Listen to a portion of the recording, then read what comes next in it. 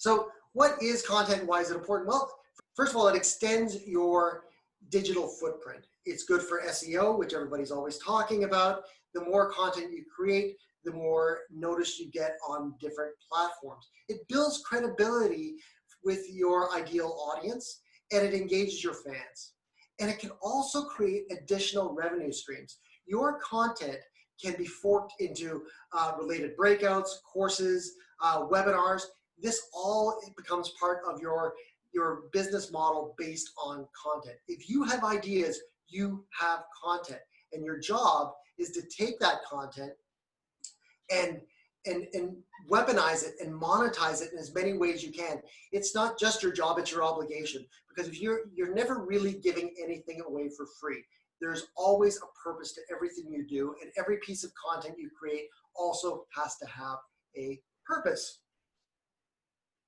Now, word of mouth only goes so far. I speak to a lot of guys who go, oh, you know, all my whole business model is just word of mouth marketing. People tell me, you know, hey, you know, Greg is a great guy, so I should really go hire Greg.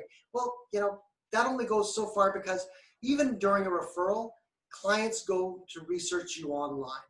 And if you have a lot of content out there, whether it be videos, blogs, courses, books, all that content adds to your credibility even for a referral. So if somebody gives me a list of 5 or 10 speakers, 5 or 10 consultants, 5 or 10 trainers, and I go to those, I research these people online, who is the one I'm going to take? I'm going to choose the one who has great content, that when I go, I know that when I pass this off to my board to hire this person, when I put this person in front of an audience, they're going to be giving me more than just 45 minutes of a speech.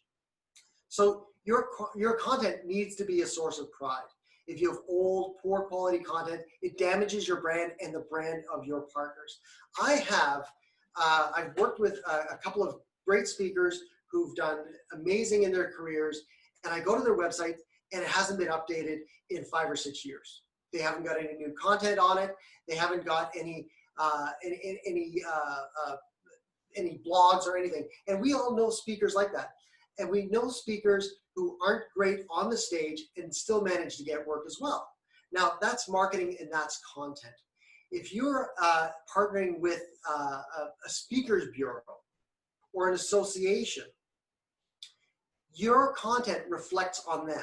If you are not creating great content, if your website looks like crap, if your videos look like crap, if you're shooting your videos and they're all like the vertical on your phone with the big lines on the side of them, you don't want that to happen. You want to put the pride into what you create so that your partners have pride when they're promoting you to the people that are actually going to be giving you big checks. So you want to make sure that everything you create makes everybody proud. You're proud, your partner's proud, because that is kind of the equation for getting more and more business.